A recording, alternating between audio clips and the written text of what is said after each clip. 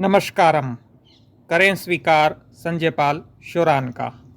रीट 2022 की यदि आप परीक्षा दे रहे हैं तो हम एक नई सीरीज शुरू कर रहे हैं, ओल्ड क्वेश्चन सीरीज। पुराने सवालों का इसमें विश्लेषण होगा।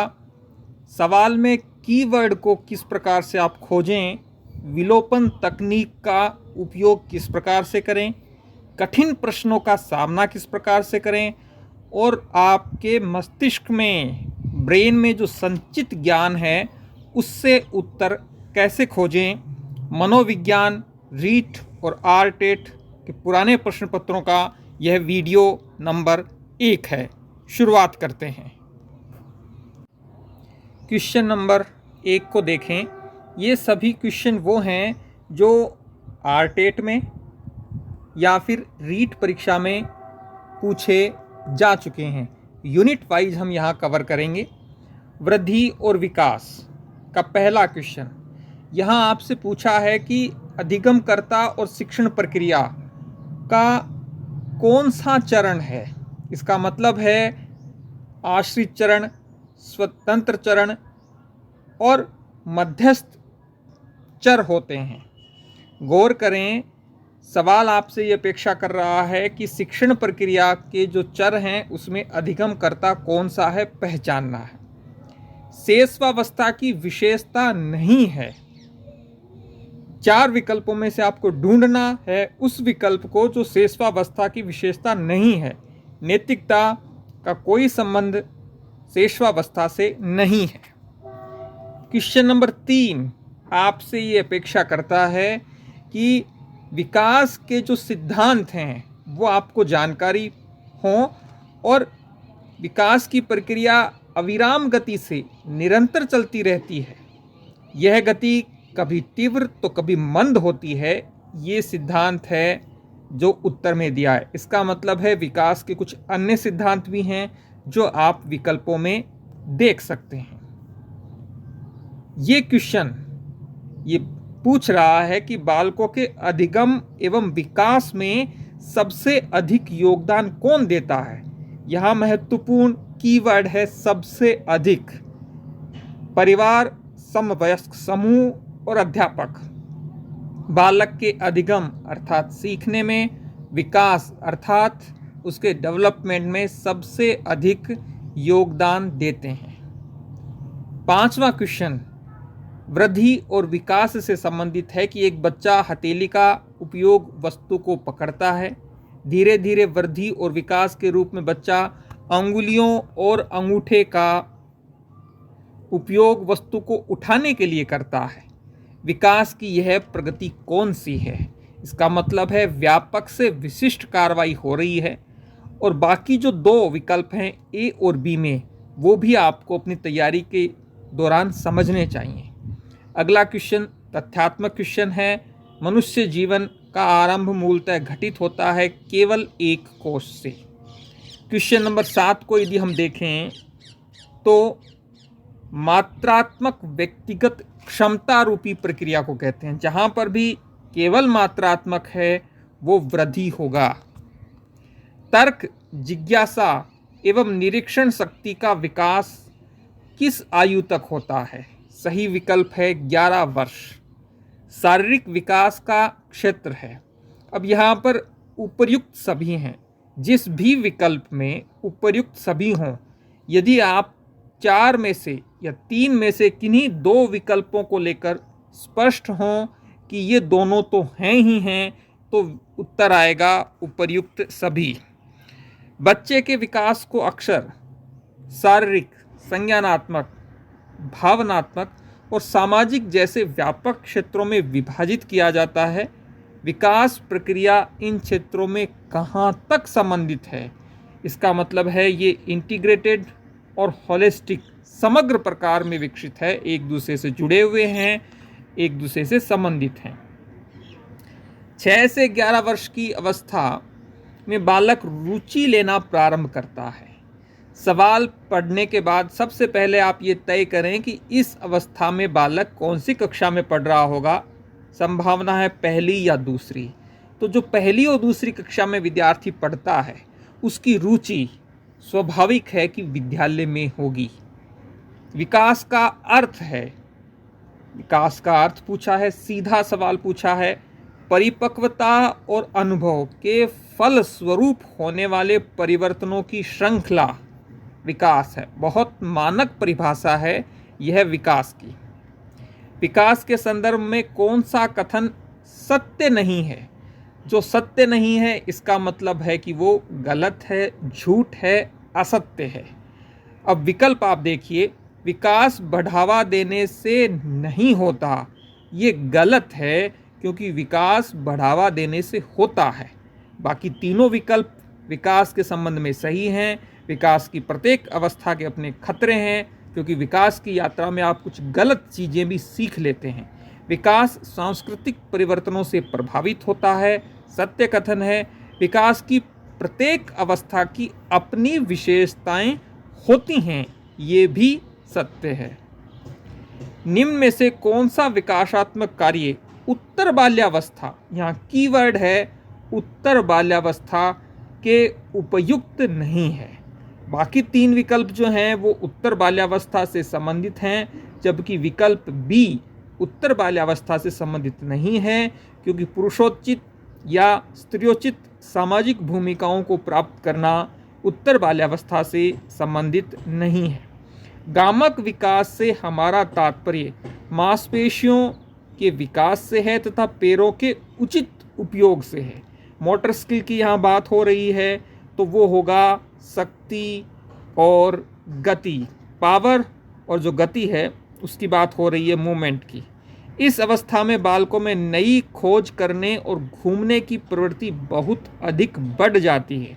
गौर करें, यहाँ पूछा गया है घूमने की प्रवृत्ति और नई खोज करने की प्रवृत्ति। उत्तर होगा उत्तर बाल्यकाल। इस अवस्था को मिथ्या पक्वता का समय भी कहा जाता है, बाल्यावस्था को। 8 अथवा 9 वर्ष की अवस्था तक बालक की दृष्टि एवं श्रवण इंद्रियां पूर्ण विकसित हो जाती हैं। आज का अंतिम सेकंड लास्ट क्वेश्चन, मेरेडिथ के अध्ययन के आधार पर कहा जा सकता है कि सामान्य रूप से उन परिवारों के बालक अधिक स्वस्थ एवं विकसित होते हैं जो सामाजिक स्तर से ऊंचे होते हैं। क्वेश्चन नंबर 20, विकास का एक अधिनियम अर्थात नियम है कि विकास प्रतिमान के विभिन्न काल में खुशी भिन्न भिन्न होती है। इस अधिनियम के अनुसार जीवन का प्रथम वर्ष सबसे खुशी का एवं वय संधि काल सबसे अधिक दुखी काल होता है। आज यूनिट 1 को ही कंप्लीट कर लेते हैं। निम्न में से कौन सा कथन पूछा है? उससे पहले आप देख सकते हैं ये रीट मनोविज्ञान की टेस्ट सीरीज है। कुल 30 टेस्ट होंगे, केवल सहयोग राशि 50 रुपये है। सवाल पूछा है कौन सा कथन सही नहीं है? प्रारंभिक जीवन की नकारात्मक घटनाओं के प्रभाव से कोई भी अध्यापक बचा नहीं सकता, यह सत्य है, जबकि बाकी जो 3 विकल्प हैं वो सत्य हैं। एरिक्सन के अनुसार बच्चे का मनोसामाजिक, यहाँ आपको एरिक्सन का मनोसामाजिक विकास का जो नियम है वो पता होना चाहिए, और किस कक्षा के लिए कौन सा स्थिति देखने में मिलती है वो आपको पता होना चाहिए।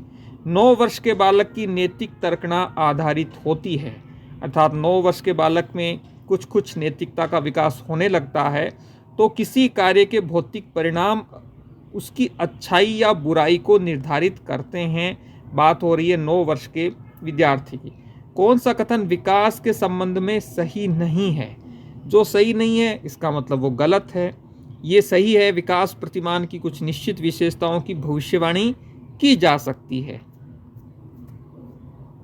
विकास का उद्देश्य वंशानुगत संभाव्य क्षमता का विकास करना है, सही है।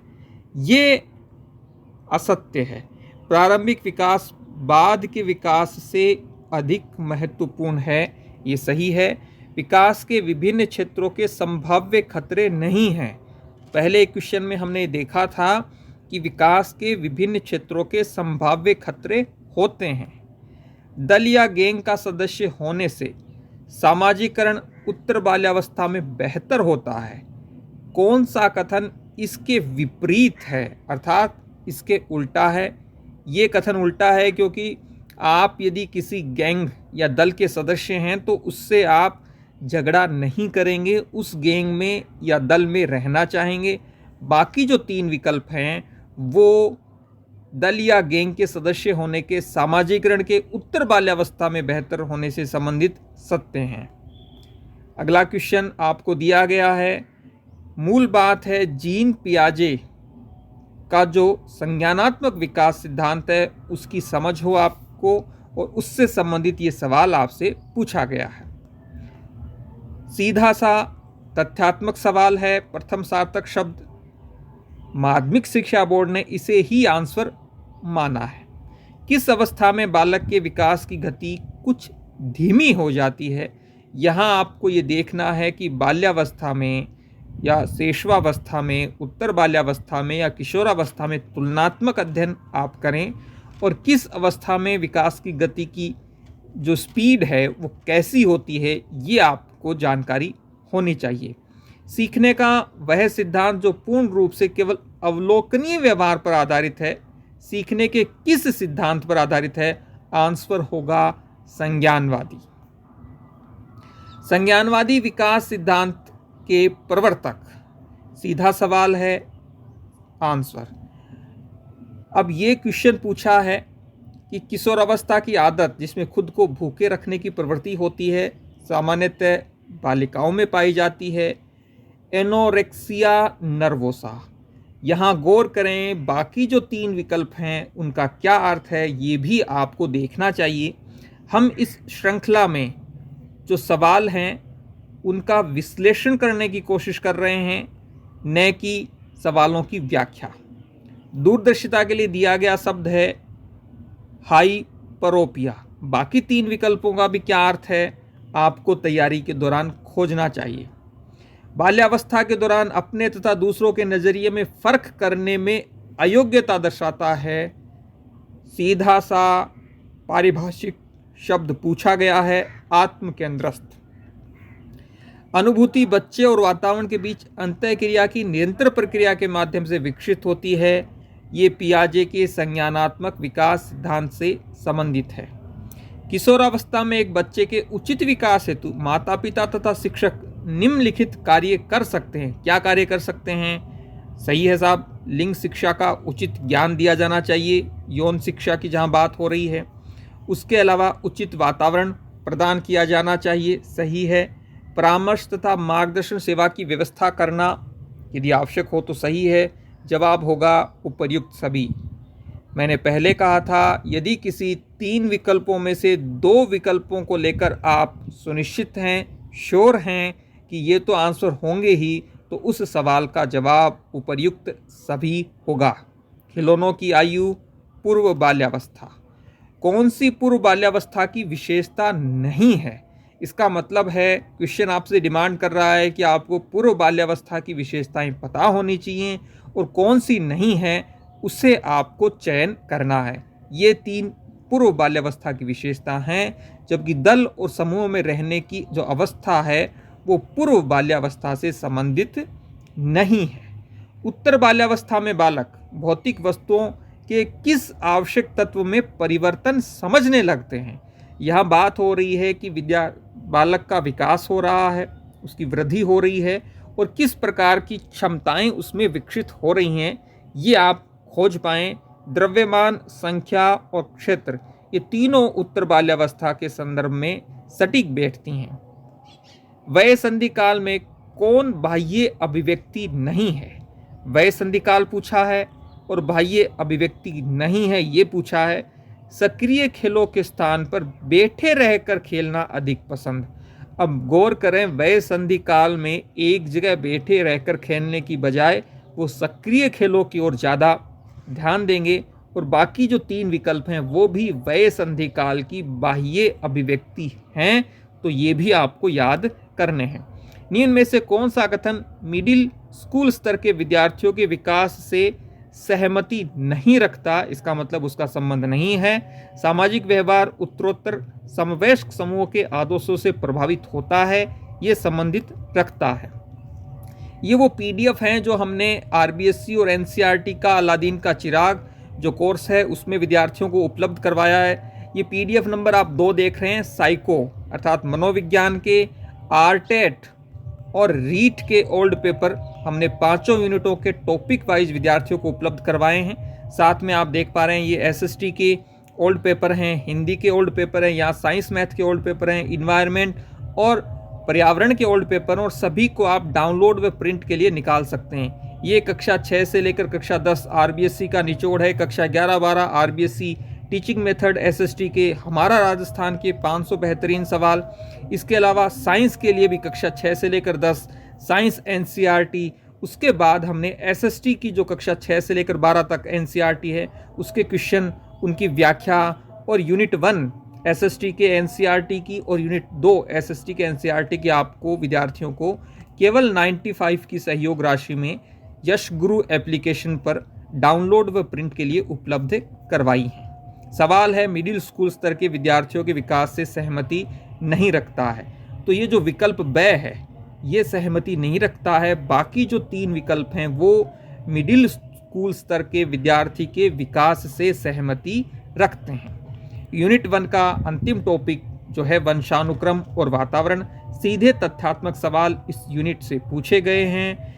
पूर्वजों व माता पिता द्वारा अर्जित गुणों और विशेषताओं को ग्रहण करने की प्रक्रिया क्या है, वो है वंशक्रम। किसके लिए वातावरण उपयोगी है? व्यक्तित्व के विकास के लिए भी उपयोगी है, बालक के व्यवहार को समझने के लिए उपयोगी है, और मानसिक गुणों के विकास के लिए भी उपयोगी है। वंशानुक्रम का नियम नहीं है। अभिप्रेरणा का कोई संबंध वंशानुक्रम से नहीं है, जबकि समानता, भिन्नता और प्रत्यागमन ये वंशानुक्रम के नियम हैं। इसका मतलब है ये क्वेश्चन आपसे डिमांड कर रहा है कि वंशानुक्रम के नियम आपको बेहतर तरीके से पता हो। आनुवंशिकता की इकाई है जीन। एक बच्चा जो कि एक विशेषता जैसे मौखिक क्षमता में उच्च या निम्न है, बाद की उम्र में भी रहेगा। यह बयान किसके महत्व को जोर देता है? जी हाँ, आनुवंशिकता को ये जोर दे रहा है। संज्ञानात्मक विकास में वंशक्रम निर्धारित करता है मस्तिष्क जैसी मजबूत संरचना के मूलभूत स्वभाव को। वातावरण वह भारी शक्ति है जो हमें प्रभावित करती है।